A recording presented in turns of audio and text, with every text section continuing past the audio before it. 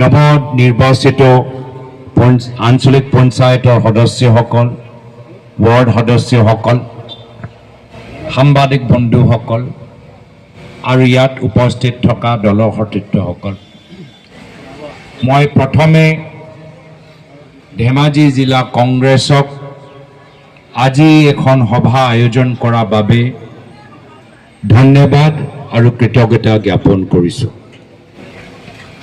হঠাতে ধেমাজিলৈ অহা হ'ল। যোৱাকালি মই সোণাৰীত আছিলোঁ আৰু সোণাৰীৰ পৰা গোলাঘাট হৈ গুৱাহাটী যোৱা কথা আছিল, কিন্তু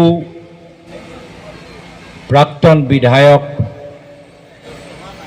প্ৰয়াত সঞ্জয় সুব্বাৰ মৃত্যু মোক যথেষ্ট আঘাত কৰিলে আৰু সেইকাৰণে আমি ধেমাজি হৈ তেখেতৰ ঘৰলৈ গৈ তেখেতৰ পৰিয়ালৰ খবৰ লৈ আমি গুৱাহাটীলৈ আজি উভতি যাম।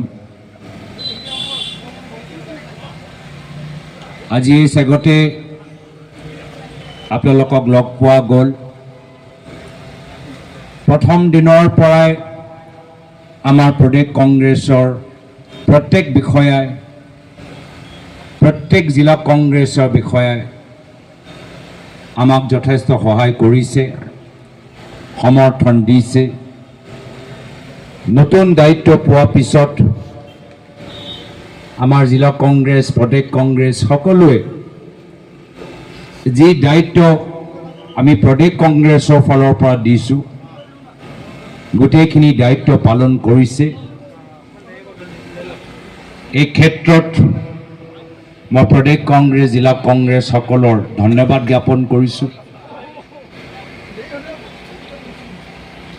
যোৱা পঞ্চায়ত নিৰ্বাচনৰ পিছত নিশ্চয় আমালোকৰ সাংগঠনিক ভেটি মজবুত কৰাৰ প্ৰয়োজন আছে, যাৰ ফলত প্ৰত্যেক জিলাত দুই বা তিনিজনক আমি প্ৰদেশ কংগ্ৰেছৰ ফালৰ পৰা ছিনিয়ৰ অবজাৰ্ভাৰ হিচাপে পঠাইছোঁ আৰু আমাৰ অবজাৰ্ভাৰবোৰ প্ৰত্যেক জিলাত গৈ, প্ৰত্যেক ব্লকত গৈ মানুহখিনিৰ লগত মত বিনিময় কৰিছে আৰু পৰৱৰ্তী দিনত কেনেদৰে আমি আগবাঢ়ি যাম